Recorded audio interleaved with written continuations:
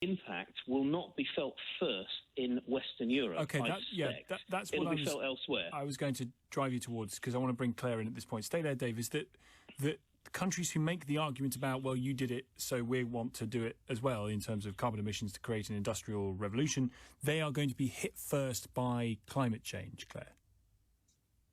Well, there's a lot there, and I hope my colleagues were very nice to the caller. Well, let's let Dave, don't answer that question because the lawyers are listening, but we will assume that everyone was very nice to everyone. It's a bit like, it's always complex, and it's right, it is very political, but it's a bit like arguing over the deck chairs as the Titanic sinks, right? I mean, we're all in this together. There's only one planet, right? So yes, it is true.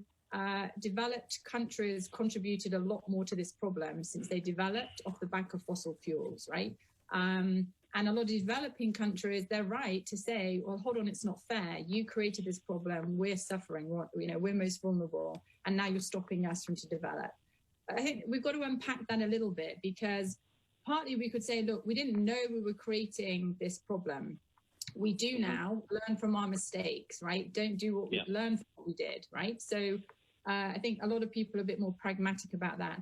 But there has to be a big offer of finance, I think, to those countries, at least the least developed countries, to help them develop in the right way based on what we know today, right? So I think there is a deal. And I think we've moved past, that was what the Paris Agreement was mostly about. We've moved past that sort of paradigm where, it's one rule for developed, another for developing. Paris Agreement was symbolic because every country said, we get it, this is a problem. We're all in this together. We're all going to do our part, right? So that's the new framework. The question now is, every country has decided how much they're going to cut their emissions by. Those commitments don't add up. They don't solve the problem. So everyone has to do more. Yeah. And then developed countries are going to have to do more to give finance and technical know-how and share and figure this out together with those other countries. So everyone's got a role to play. Can I chuck a two-penneth in before I let you come back in, Dave, which is one of the areas that strikes me that there's going to be a political problem in this, and possibly an economic one, is if we're going to start relying on solar energy quite a lot, and particularly America is going to start relying on solar energy. I understand, tell me if I'm wrong, but that China makes around 70%, possibly higher, of the world's solar energy panels. So the US then becomes, as an energy exporter, incredibly reliant upon the Chinese government and the Chinese Communist Party for this new source of energy that there is a political incentive to try and get, as well as an environmental one. And that is a hugely tough ask for any president, let alone a democratic president who has within his party a very strong wing of it that is demanding quick climate change, and a base within the party, voters within the party, that are demanding it too. Claire, one, am I right on the facts of that? And two, do you see that as politically a massive problem here? It has been, and it could be, but it's also a massive opportunity, right? And so I think a lot of the messaging from today is all about jobs, right? You hear President Biden, for all the different cabinet secretaries here, and all the other politicians talking about jobs. This is about the economy of the future. Again, we can look to the past and look at where, who's been producing what and who's eating whose lunch. But this is a motivator now, right? And this is a big part of the messaging, particularly in the US. China's eating our lunch. The future is clean energy and net zero emissions. Let's get on with it, because this is where the goods are going to come from, the markets, the jobs. And so let's just get on. And there's in the detail, there's a lot of the numbers, there's a lot of the modelling, and a lot of the messaging in the US is that these are the jobs of the future. And you see the same thing in the UK and in Europe. This is not an environment plan anymore, or just an environment plan. This is an economic growth strategy of the future. And that's why today I think so symbolic to see world leaders talk about the race to the top, or the race to the net zero economy, and trying to vie with each other. is a significant shift, and hopefully, the pivot we need, because it is about the future economy, and this is the economic competitive strategy now. Dave. Tom, can I come back? Can I just come back, because there's quite a lot to unpack from what Claire has just said. Look, before you say is there any discrimination, absolutely not. I mean, what we've done with E3G has been completely harmonious. We've been aligned on virtually everything that we've done. So there's no tensions there whatsoever. I'll stand the lawyers down. So just to sort of pick up on a few points that Claire made there, which I completely agree with. The key here is that this can be turned into win-win economic opportunity across the board. So, for example, if we look in Western Europe, whilst the manufacturing may still be done in China in the next 5, 10, 15 years, the installation of these technologies, the insulation of people's homes, the conversion from gas boilers to heat pumps, that sort of thing, that can only be done locally. That creates local jobs. That creates upskilled jobs in the Western economies. If we look at the effects and the observation that China currently makes 70% of the world's solar panels, that solar panel market is still an internationally competitive market. And if China becomes too dominant, there's no reason why the US can't switch part of its manufacturing base to manufacturing solar instead of digging out more fossil fuels out of tar sands, for example, and create jobs in that way and give China some competition.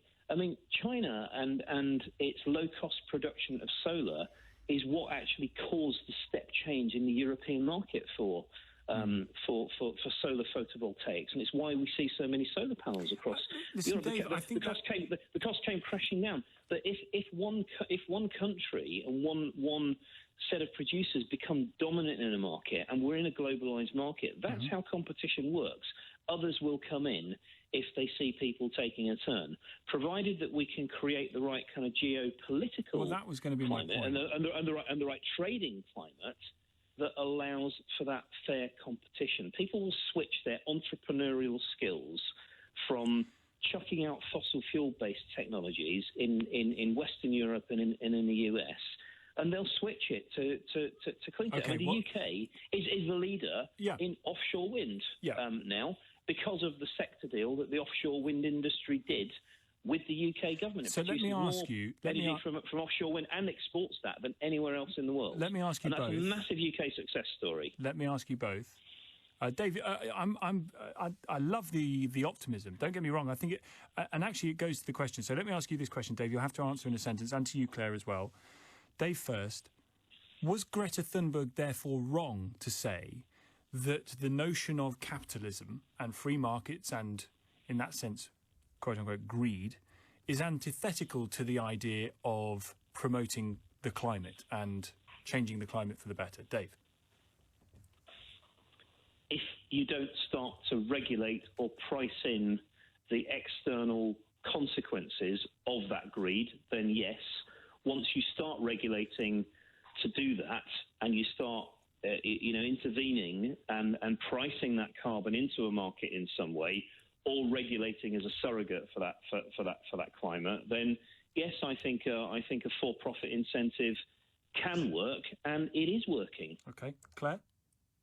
Oh, this is quite a good show. Like, can capitalism and climate change? Okay, I would say markets work. They're proven to be very efficient in allocating resources, but there are market failures, and climate change is the mother of all market failures, right? So markets have to be regulated to save them from, so they don't eat themselves. Like, capitalists have to, be saved from themselves, right? So we need serious regulation. We need to get the incentives right, the pricing right. We know this is a problem, pollution. We know who suffers from it. It has to be priced in. We've known that for a long time. And political forces have prevented us from doing so. And also the way we measure success and incentivize it, like GDP growth, quarterly earnings, we have the wrong incentives. So this is what we do at E3G. We sort of say, to make progress on climate, we've got to stop talking about climate, basically. We've got to get it out of the bubble we've got to look at the systems and structures we have in place. And if anything, today, the good news that a lot of countries stepped up, and even the US, if they're saying they're going to halve their emissions by 2030, I mean, I just want to pause and just think, and the targets is, as you said at the beginning, the UK has been out in front, Europe's been behind, and now the US and others have said halving all our greenhouse gas emissions in the next 8 years is just mind-blowing. So we've got to get now, but now we've made those commitments, we will see we have to restructure, rewire our economies in order to meet them. So that is what I want to come on to, because that is going to take all of us. So we can talk about highfalutin, geopolitics, but that is going to require change from individuals, and that's what I want to come on to in a moment. Claire Healy, you're the director of the Washington office of the climate change think tank E3G. Dave in Brittany, thank you very much indeed for your call. You've worked with E3G clearly very successfully. Thank you very much. We'll come to more of your calls in just a moment. 0345 6060 973 is the number, 1232. Let's get some headlines on LBC. Serena Farrow